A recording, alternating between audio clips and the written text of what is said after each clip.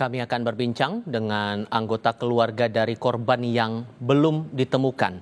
Kakak dari korban Puji Siswanto, Sujiarti, sudah bergabung lewat sambungan dalam jaringan bersama kami saat ini. Assalamualaikum, Bu Suji. Waalaikumsalam. Terima kasih sebelumnya, Bu, sudah mau berkenan berbicara untuk Kompas TV malam hari ini. Doa terbaik semoga Pak Puji bisa dapat kabar di mana posisinya dan bisa segera ditemukan. Terakhir kali dikabarkan pencarian dilanjutkan besok ya, Bu. Terakhir kali tim SAR menjelaskan apa ke Ibu dan keluarga Pak Puji soal proses pencarian hari ini, Bu?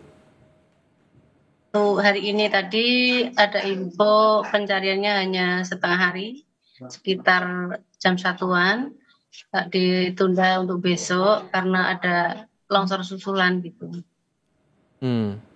Dan Ibu sudah memantau dari pagi hari, yang Ibu lihat prosesnya memang susah ya, Bu, ya? Atau gimana, Bu, yang Ibu lihat? Ya, prosesnya memang susah, begitu digali, turun lagi, longsorannya ke bawah, turun lagi ke bawah gitu prosesnya. Dan Oke, silakan Ibu. Kebetulan hari itu saya mengikuti di lokasi terus, saya menunggu di sana tiap hari.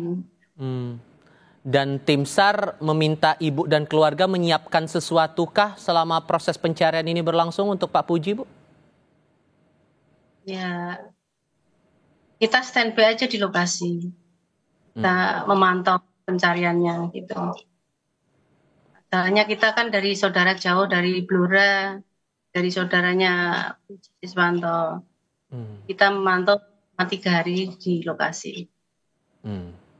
Dan di sana pengamanannya ketat ya, Bu? Atau ada jarak tertentu yang mungkin Ibu dan keluarga bisa melihat proses pencariannya di sana, Bu? Ya, keamanannya cukup bagus, ketat, ada jarak untuk kita melihat ya. Ada batas polisi di sana, ada garisnya. Boleh tahu Ibu, ini Pak Puji kerja di area tambang seperti ini baru kali pertama atau sebelumnya udah pernah juga, Bu? Kalau setahu saya baru pertama, tapi dia udah hampir 3 tahun di situ. Oke, 3 tahun berarti sekitar tahun 2021-2022 ya, Bu ya? Iya, hampir 3 tahun setahu saya. Sempat ada kekhawatiran nggak, Bu, dari pihak keluarga soal ini? Kan jelas ada risiko ya, Bu ya, tapi ada kekhawatiran yang mungkin sempat dijelaskan dari pihak keluarga atau mungkin dari perusahaan ke keluarga, gimana hal-hal selama Pak Puji bekerja di sana, ada penjelasan nggak, Bu, dari perusahaan, Bu? Kalau dari perusahaan kayaknya kok nggak ada penjelasan, cuma dari keluarga itu tetap was-was lah. Kerjaannya kayaknya kok seperti itu lokasinya gitu. Tapi gimana lagi, kerjanya udah hampir 3 tahun ya. Ya dari keluarga ya saya kira nggak ada kejadian seperti itu. Dan sampai kejadian yang kemarin itu dari perusahaan sempat ketemu langsung ke Ibu mungkin atau keluarga besar menjelaskan detail peristiwanya, Bu? Belum ada yang menghubungi keluarga dari pihak perusahaan atau PT-nya, itu belum ada sama sekali. Bahkan sampai Ibu dan keluarga datang ke TKP pun belum ada penjelasan, Ibu? Kalau dari perusahaannya belum ada sama sekali. Cuma kita keluarga ya di lapangan untuk mengikuti pencarian itu, memantau selama 3 hari ini sudah. Selama proses pencarian Pak Puji ini, Bu, dari keluarga juga diikut sertakan nggak, Bu, biar ada saksi yang melihat prosesnya tim SAR mencari posisi Pak Puji ini? Boleh cerita, Ibu? Dari keluarga ikut semua, dari keluarga dari Blora, dari pihak Mas Puji Siswanto ikut semua di lokasi, dari keluarga istrinya yang di Majalengka sini juga ikut semua.